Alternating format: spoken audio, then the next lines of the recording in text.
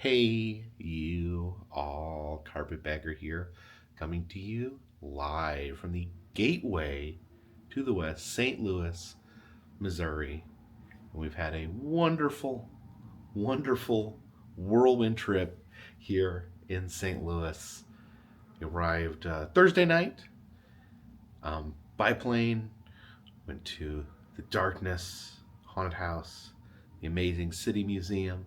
Of course, we're here for the Trans World Halloween trade show. Spent 2.5 days doing that. Also ended up at the Missouri History Museum yesterday. We went up in the arch finally and visited the Economy Museum. It's been non-stop thrills here at, we went to Mardi Gras. All the things to forget. We went to Mardi Gras here in St. Louis. So it has been a whirlwind trip. I fell asleep very early last night. I had really just been running on fumes by the end of the trip. So ended up falling asleep probably around like 8 or 9 o'clock, which is extremely early for me. But that's good because it is 5:30 in the morning. And we have to get to our plane. Going to be taking off from the airport here in St. Louis, headed back home.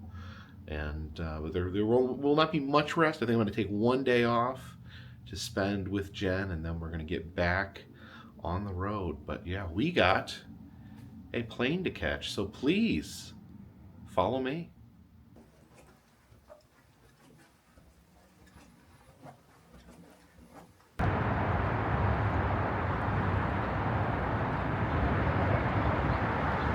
So I did manage to spend the entire extended weekend from Thursday to Tuesday without driving an automobile.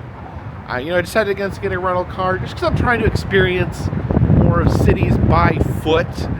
And I ended up not getting an Uber. I don't know. It's like a challenge for me, trying to use public transportation instead of Ubering places. I tried the. Oh my gosh! Look what we have right here. I was just gonna say, we tried the scooter. That was a epic failure. You can see someone left their scooter here in the middle of a driveway. Yeah, I don't know. I may give these another try at some point, but it's going to be under different safer circumstances. But yeah, trying to use more public transportation, trying to get around by foot because it lets me see the cities in a different perspective. It's very windy right now. I hope you guys can actually hear me. The only time I took a car was when Tampa J gave me a ride over to the City Museum. Other than that, that's the only time I've been in a car since Tuesday.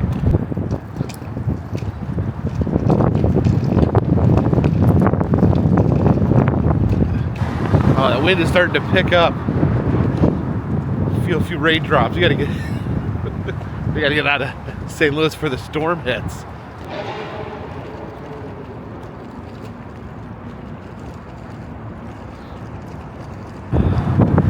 And we say goodbye to that big, beautiful arch. All right, the rain is starting to come down. We're getting some thunder and lightning. Hopefully we can get out of the city for this horrendous storm starts. Hopefully this doesn't cancel my flight. I guess that's the real thing to worry about. But here's the Metrolink station, so we can get out of the rain.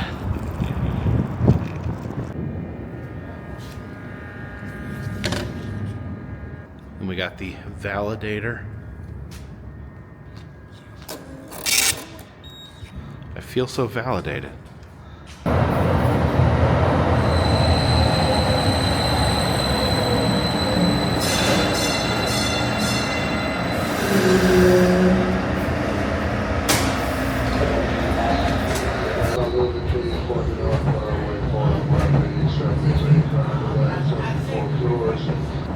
So I left the hotel probably about a little bit after 5:30. My flight takes off at 9:30. I got my TSA pre-check, so I'm guessing I don't need to show up as early as I used to. I used to try to get myself full 3 full hours before my flight to show up at the airport. So right now I'm trying to kind of find that balance of how early to show up to the airport. To me, it's almost like earlier the better, because the earlier you show up, the less chance you are to have something go wrong, to miss your flight, to get held up. So, I always try to aim for pretty early. Leave a comment in the comment section. How early do you guys show up to the airport?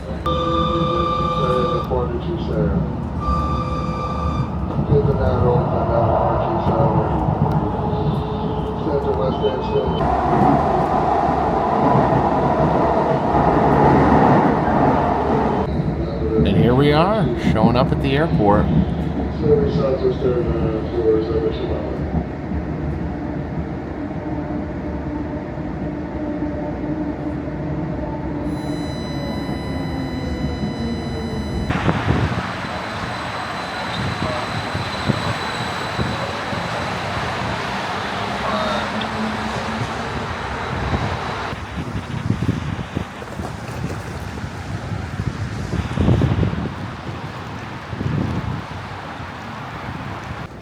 Check my bag over here, and then we will head through the pre-check.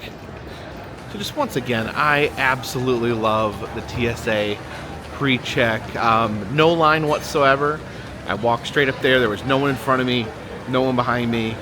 They took my ID, sent me in, and then again, no stripping. You don't have to get anything out of your bag. You just put your bag straight through the machine. The one thing is, they don't give you like the big bins to put all your loose stuff in. So I have like a lot of loose stuff, like my wallet, my camera equipment, things like that. I always, have it packed all over here. So I'm trying to get everything in the. They give you like the little dog dishes to put your stuff in.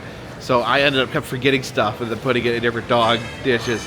So that's my only complaint, if that's even a complaint, is I like when they just give you the big bin where you can just throw everything in. I ended up using like 3 bins, which is silly. The little dog dishes to put my stuff in because I kept forgetting things. But everyone really nice, just a calm, mellow vibe in there. It didn't look like regular TSA was very busy either, but there was still a little bit of a line, a little bit of crowding, and then people having to take everything off. So man, I love this so much. I would never. I don't know if I could ever go back to using the normal TSA system. This is so worth it. And now we just gotta find our gate. You can do some last minute St. Louis shopping if you got those souvenirs. If you got to get yourself a little miniature St. Louis at when you visited the Arch. Yeah, look at that. I don't know who that statue is right there, if you see that statue there. But that is, yeah, so much fun. So it is 7 o'clock. Like I said, I left the hotel by about 5:30, 5:45, so it didn't take long to get over here by train.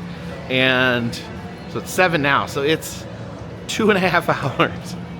2.5 hours until my flight leaves. So it may have been a little, I don't know, a little maybe need to tighten up my schedule a little bit, because I have that habit. I love getting to the airport early. So no stress. Once I'm at the airport, I can relax and I'm not going to miss my plane. But now that I have the pre-check, I may need to reel that back a little bit, because it's so quick getting in to the airport, and now I have 2.5 hours to burn. But I guess I could get some breakfast.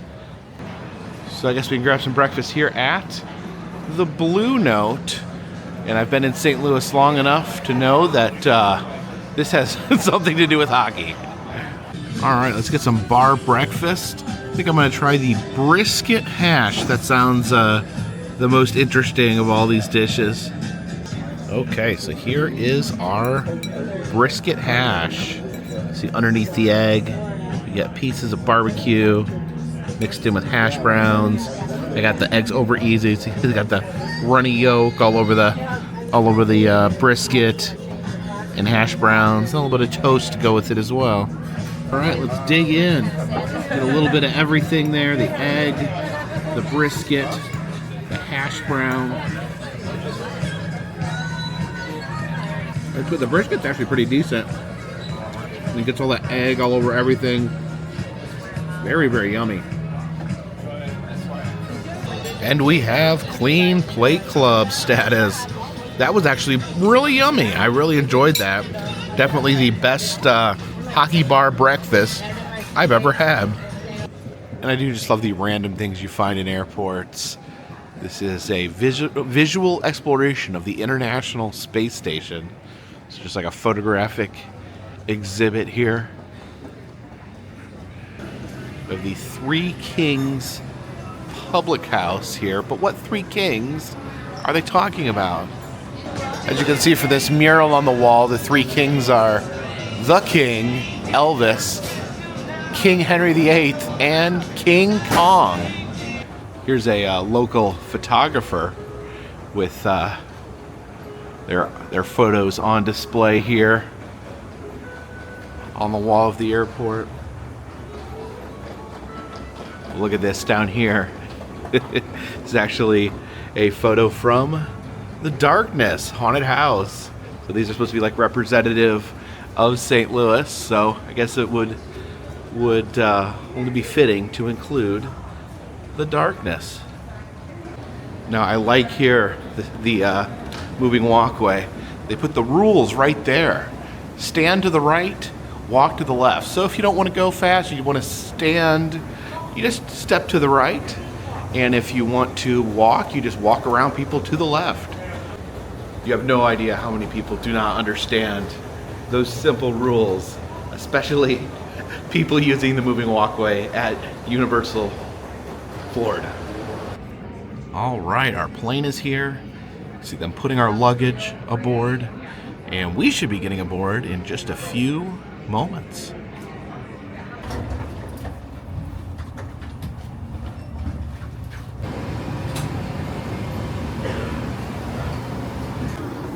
All right, a lot of open seats. I think we'll sit. Why not? Let's sit in the back seat, right below the heart. So yeah, fairly empty flight this morning. Once again, I got lucky coming here and lucky going back. These planes have tons of open rooms. They actually made an announcement before we got on. They said that no one had to sit in the middle seat if they didn't want to. Yeah, I've got this whole row to myself. That row over there is empty. That row's empty right there. A lot of empty seats. And I'm actually just right next to the bathroom here too, so that's convenient.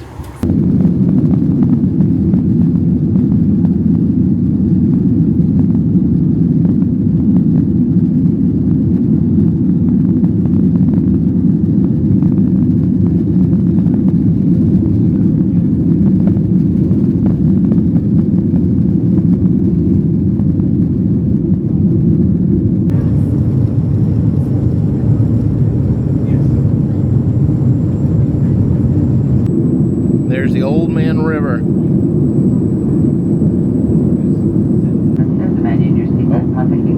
Headed into the clouds. There we go. Up above the clouds.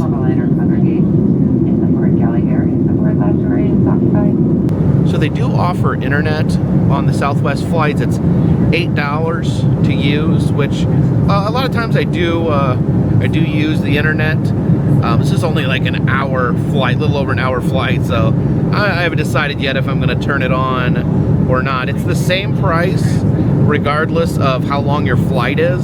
So if it's a 6-hour flight, you know, that's definitely worth it. If an hour flight, maybe not so much. And if you have, you know, if you have 2 flights, if you have a layover, you have to pay the $8 twice. It doesn't carry over.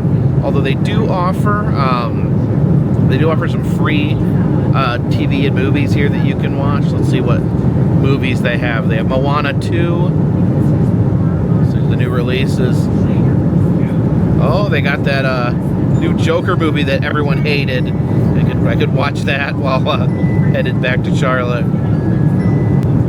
So yeah, you can watch the movies even if you don't buy the internet that are on the app. And also on the app you can follow along with your flight. I always think this is really cool, where it shows you in real time where your plane is located. I guess the one downside to riding in the very back of the plane is these seats don't lean back.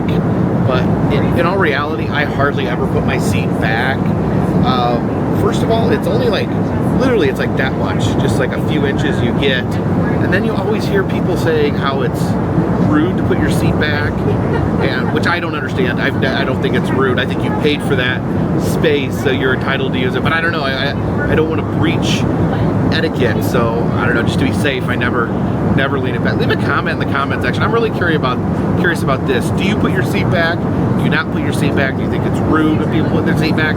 I think you pay for the space, you can put it back. I don't understand what the big deal is. Again, they're about that much closer to your face, so it shouldn't even really be a thing. I don't know. I don't even know why the seats lean back if it's only that small amount, and you know, again, you paid for that space, so why should you not be entitled to, you know, lay back a little extra? So yeah, I probably don't mind that as much. Actually, it's a little stiff because it does lean up against this back wall, but I don't know, I kind of like the back. You get to hang out next to the heart. And again, just look at all those empty seats we have on this flight. I don't know how I got lucky. These are both direct flights from St. Louis to Charlotte, so I don't know if those direct flights like that have less people. The short distance flights, I don't know. My complimentary on-flight snack, graham crackers and Diet Coke.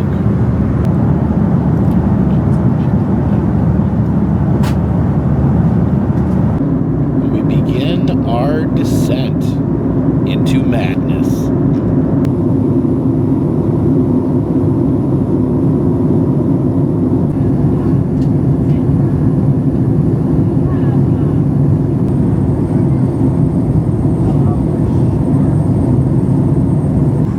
Flying over Lake Norman here in North Carolina, and there is reportedly a lake monster living in Lake Norman, kind of like a Loch Ness Monster style cryptid.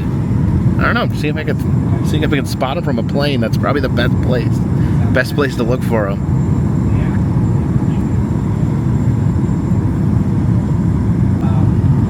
Something moving over there.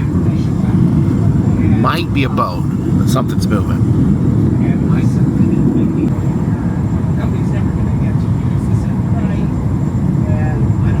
Yeah, the Lake Norman monster, known as Normie, and supposedly he can be aggressive.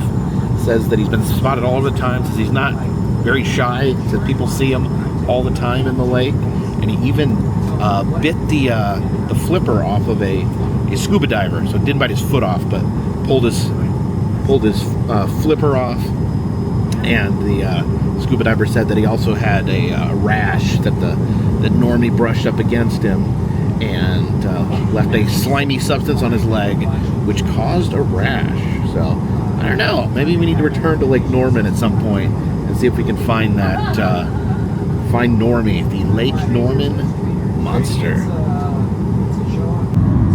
I can see this Charlotte skyline off there in the distance.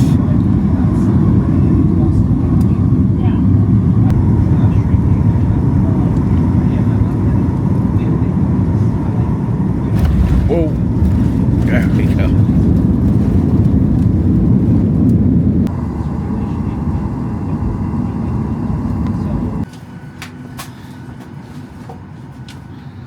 Last one on the plane.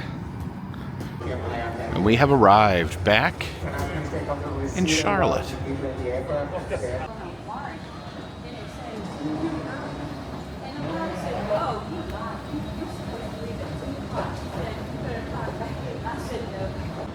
So this is Ben Douglas. He's the man that they named the airport after. Full name is the Charlotte Douglas International Airport. And Ben Douglas was because he was mayor of Charlotte. Said he came to the city to open a funeral parlor and a dry cleaning business.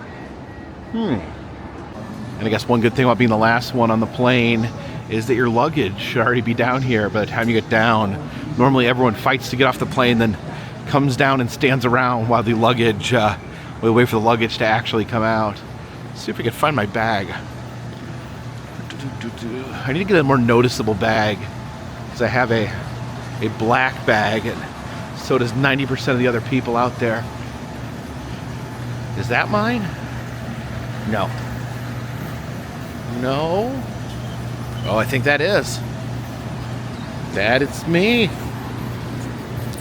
Oh. So today we've been on a train, we've been on a plane. Time to go find my automobile. Oh, there's my bus. A bus to take me to my car.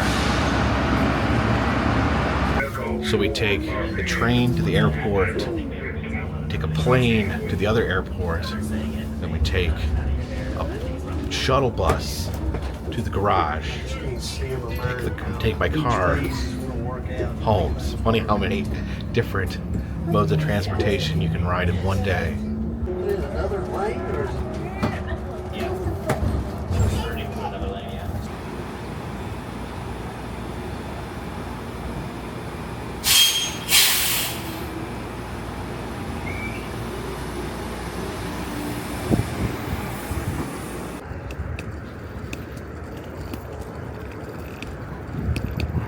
And there's Rosebud, waiting patiently here in the Charlotte Douglas International Airport garage. So I am back. I am in my car. But we're not quite ready. Not quite ready to head home yet. Because there's actually a museum here on the airport grounds. So I figure we'll invoke the EM rule.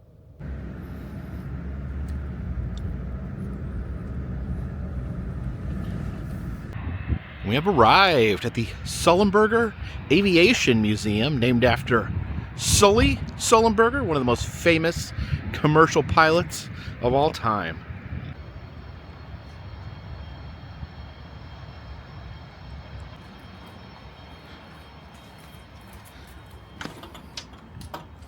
And as we enter, we have this quote from Sully Sullenberger on the wall: "Flight has filled my life with wonder. It's a noble calling that requires curiosity, passion, lifelong learning, and excellence. I hope your experience today inspires you to never stop growing and learning." So as we walk over here, it says that a new hangar is opening later this year. The historic hangar. Some military helicopters over here on the side.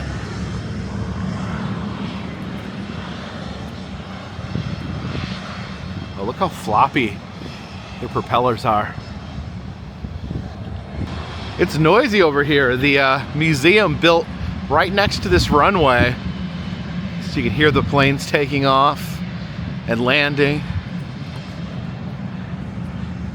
Some of these big planes here.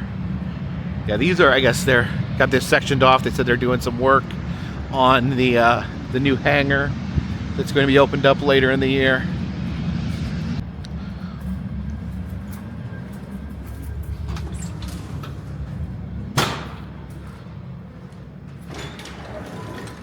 Here we go. Look at this. Start off with this fighter jet here. This is the F-14 Tomcat, and I guess that fits in because Sully was actually a fighter pilot before he became a commercial pilot. I guess those fighter pilot moves probably served him well during the incident. Yeah, you can see all sorts of aircraft here. There's some helicopters. I was talking about helicopters yesterday. I wanted to ride the helicopter over St. Louis, but it was not open. And I got some good suggestions from you guys on different places to take helicopter rides. Again, I've never been on a helicopter. A lot of people suggested Hawaii, where I'm going later this year. And some people suggested the Grand Canyon as being an amazing spot. I can only imagine. Those both sound amazing. And then I guess Las Vegas has some helicopter tours, which sound pretty amazing. Yeah, you can see an unmanned drone there, the Wright brothers plane, which, all brings us together. North Carolina was where the first manned flight took place. So this is a Harrier jet, and I guess what makes a Harrier jet unique is they don't need a runway. They don't need to get a running start. They have jet blasters that lift them up so they can take off just basically vertically. Just pretty amazing. There's some drones here. I'm not allowed to use drones for my channel because the FFA says so. And look at this. This is an unmanned helicopter.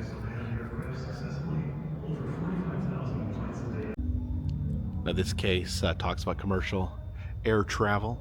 Some of the uniforms worn. These are all different luggage tags. Man, they're so boring now. My luggage tag is just like a black and white computer printed strip. Look at all these cool ones they used to have. So this is a official uniform of a Eastern Airlines ticketing agent. You can see the airline's logo there on the belt. Some different airline tickets through the years. See the special plates and mugs. They used to use real plates, real mugs on airlines back when flying used to be considered a big luxury. So they would serve you meals, use real dishes. That's kind of evolved over time. So these are classic flight attendants uniforms throughout the years. Have that very distinct look there with the hat. Over here, this is a 2020 uniform, so that's a more modern uniform there. And just some of the more flashier colors over the years. This is the Transworld airline flight attendant uniform. That was I talked about my video from the other day, Transworld Airlines. That's what the Transworld Dome in St. Louis was named after. Nothing to do with the actual Transworld show, which takes place next to that dome. Different items here you'd find on a plane. You have these plane cards with the airplanes on it. They have the little airplane bottles of liquor. These are coupons here for a complimentary drink. You just check if you want beer, wine, or a cocktail. And then an ashtray. Oh yeah, you can see the smoking allowed, the yes smoking sign, which you don't see very often. So yeah, they've had a smoking section on the plane, which is really, whether or not you smoke, that's pretty absurd to think about. Like, you're in a tube with people. If anyone's smoking, everybody is breathing in the smoke. Some old Eastern Airline napkins that actually have pictures of Disney World on them. These are books and pins to give out like souvenirs.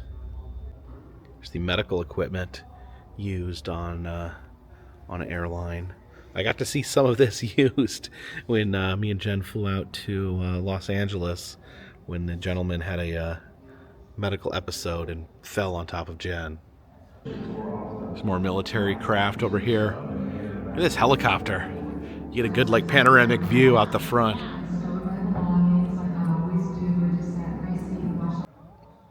And there it is.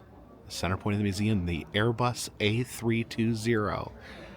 Known for its role in the Miracle on the Hudson incident. Now, for anyone not familiar, anyone who doesn't remember or was not old enough back then, this was a very, very big deal in the news. This happened in 2009. This plane left LaGuardia Airport in New York City. Very soon after flight, it ran into a flock of geese. Geese got sucked into the engine. The plane was rendered unflyable. So you've got this giant plane rendered unflyable over top the biggest city in the United States of America, New York City. Now, for those of us in that era, plane crashes in populated areas, especially New York City, was something very much on all of our mind. And this could have been bad. I mean, this could have crashed. If this had crashed in New York, crashed in New York City, crashed in downtown Manhattan, it would have been an absolute nightmare. But the pilot, Sullenberger, like I said, one of the most famous commercial pilots of all time, he was able to quickly and miraculously reroute the plane and landing it in the Hudson River, which is, very narrow, very close to downtown New York. It's surrounded by New York City, and was able to just miraculously slide it into the river, did a water landing, and there was no fatalities. No one passed away. There was a few injuries, but it's considered miraculous, and Sully very much considered a hero.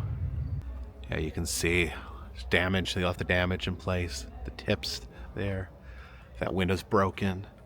Just the image I remember is this floating in the water in the Hudson River and having people all standing on the wings of the plane. Almost looked like they were standing on the water because the wings were like level with the water, so people able to get out of the plane and stand there on the wing. This video here plays on this giant screen next to the plane. There's also lighting effects on the plane. You can see it's sunny right now. There's some flashes from the takeoff, so it kind of takes you through what happened on the flight.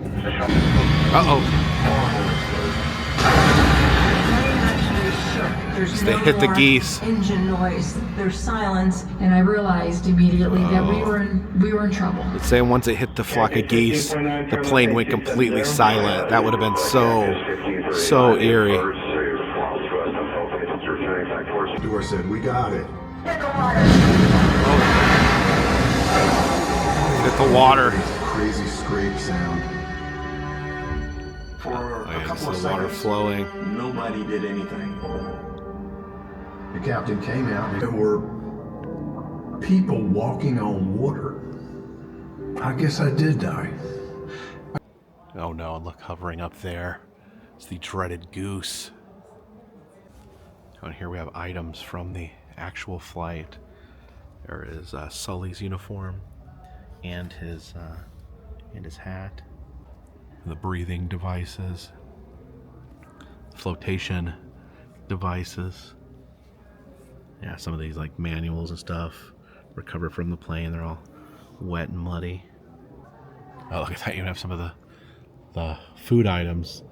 The wine, the soda from the flight. There is the beverage cart right there. They actually have some of the luggage that was returned when they pulled the plane out of the river, off the bottom of the river. They took everything out that belonged to people and mailed it to them. So I guess someone donated their luggage. They said it was ruined. Everything here was ruined. But so they, I guess, donated it to the museum. Pretty amazing. Yeah, this would have been a laptop used at the time. There is a BlackBerry. Yeah, all these little different items that would have been carried onto the plane. This is an unopened box mailed to one of the passengers. She decided against opening it. Said that she just wasn't in the right mental space. So gave it back, and I guess gave permission to put it on display here. So that's been sealed since they mailed her items back to her. You can see the New York City Post. It says "Pluck 'em" has the geese, the goose on the front, the main villain. It says "Pluck 'em, kill the geese before they down another New York jet." Turns out they actually did this. They actually exterminated Canadian geese in New York City, even finding their nests and smothering their eggs. So it did not turn out good for the goose population. Yeah, you can see the engines. Just damage there on the wing where the wing's broken there that people were standing on. Yeah, as you walk along here, you can see all the pieces of damage. I don't know if all of this was caused by hitting the water. Some of this may have been caused by recovery efforts to pull the plane up out of the water. Yeah, pretty amazing that they have the whole plane here.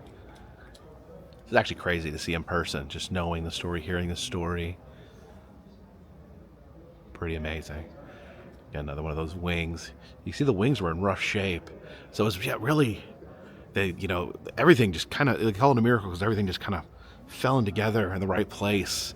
People were able to get out on the wing while the plane was sinking. Apparently some boats that were already in the river drove up and rescued people, just started pulling people off the wings. The Coast Guard responded quickly. So you can see them getting people off the wing really quickly, and then the plane, proceeds to sink into the water. Yeah, look at that. Over here in the back, you can see tail of the plane is missing, but part of the tail is here. This is the Honeywell auxiliary power unit. Now it says this is actually one of the things that enabled them to survive. It says that Sully made the decision to turn this on. I guess he varied from the normal checklist and went ahead and turned this on, and that gave them probably just enough power to make it to the river.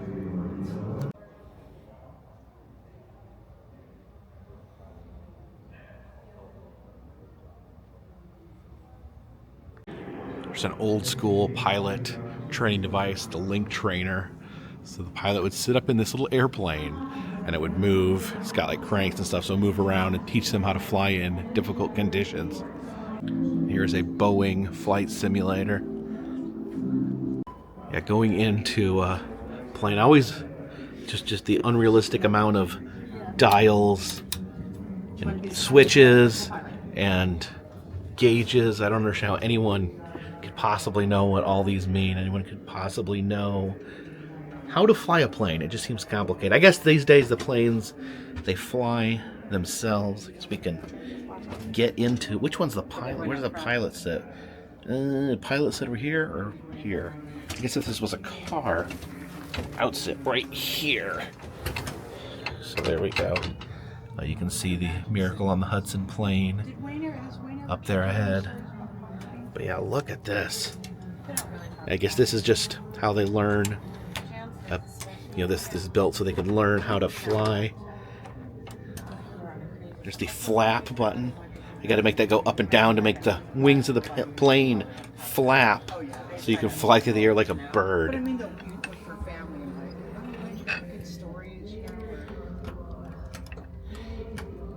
Yeah, pilots must be super smart if they know how all this works. Yikes. Yeah, if I was Sullenberger and my plane hit a crowd of geese, I would probably just start weeping, and I would let the people know I am an idiot. I don't know how to fly a plane. I don't know why I'm here. I'm sorry what I've done. I take full responsibility.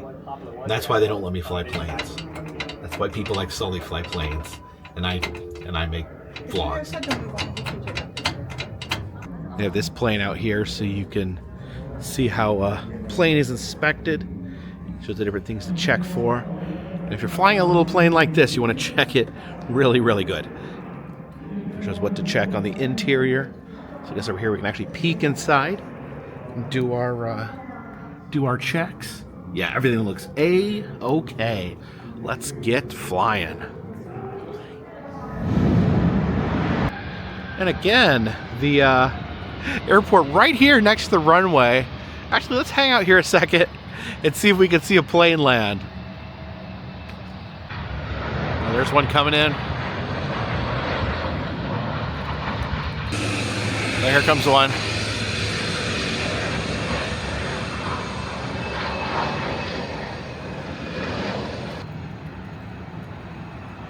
Oh, one more.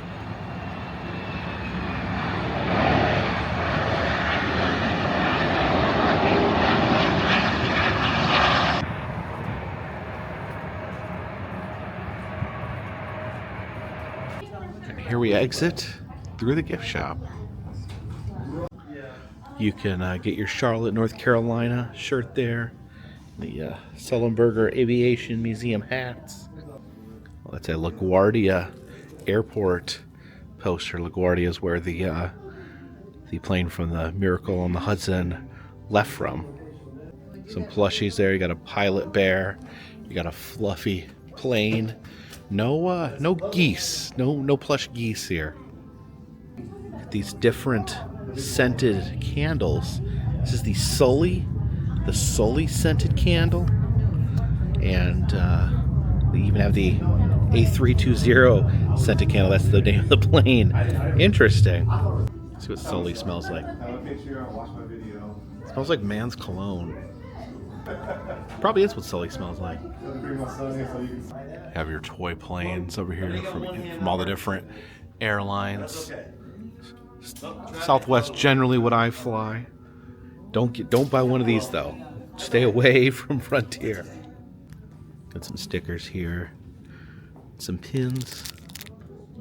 It's a nice little flight museum here at the Charlotte Airport, the Sullenberger Aviation Museum, and obviously the highlight, the miracle on the Hudson plane.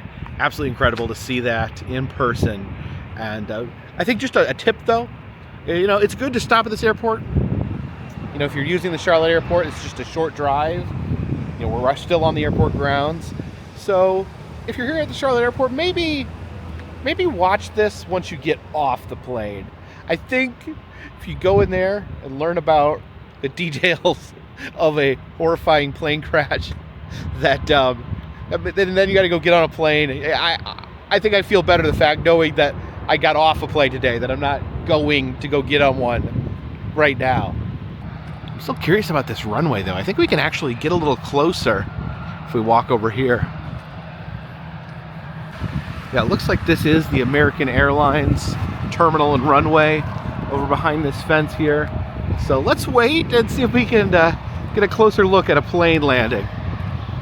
Yeah, we won't go past this gate over here, but I'm gonna stand here and see if a plane will come by and land for us. Well, there's one is. It's a little one, little guy.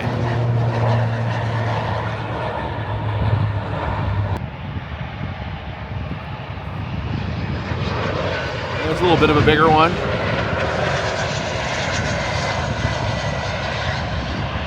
So I actually looked if there was other places that were good to see planes here at the Charlotte Airport, and they said there actually is normally a specific overlook, I guess a lookout tower, where you can watch planes that's on the grounds here, but that is actually closed.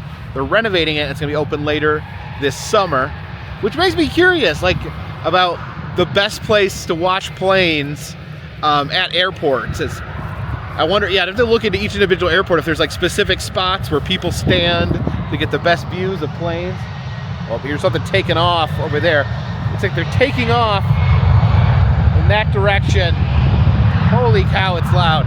They take off in that direction and then they fly in and land in that direction. But I'm curious, yeah, different airports, if anyone knows if there's like other airports have lookout areas or areas where you can get some good views of the planes coming and going, that'd be really cool. But I did want to thank you guys for flying with me today. Many more adventures to come. It's been quite a weekend. I've been going non-stop since I left here. Since I left here on last Thursday. But it's been a lot of fun, and I did get some rest last night. I went to bed about 8 or 9 last night, so I did actually get some rest. But I'm gonna take tomorrow off, spend the day with Jen, and then I think we're gonna head down to Florida. So hopefully you guys will stay. Oh my gosh, this is maybe a bad place to do an outro with these planes blasting their literal jet engines. Thank you for coming along with me. Hope you guys will continue to follow along on these adventures. If you do like these videos, please consider subscribing. I travel around the country. I film roadside attractions, amusement parks, museums, haunted houses, and other fun random stuff. It is the year of planes, trains, and automobiles, so we're going to be riding a lot of those 3 modes of transportation, and maybe some additional modes of transportation as well. Now, if you'd like to help out the channel in other ways, consider contributing to Patreon. $3 or more get you a postcard once a month from me to you. Also selling enamel pins in the Etsy shop, press pennies, motel key fobs, stickers, other fun stuff, and doing personalized messages on Cameo. If you'd like to receive a message from me or send a message from me to a friend or family member, you can do that down below. And all those things help keep this train on the track, this boat in the water, and one of these planes in the air, hopefully not in the river. Until next time, my friends, this one's in the bag. Oh look, a train stopped by to say hello.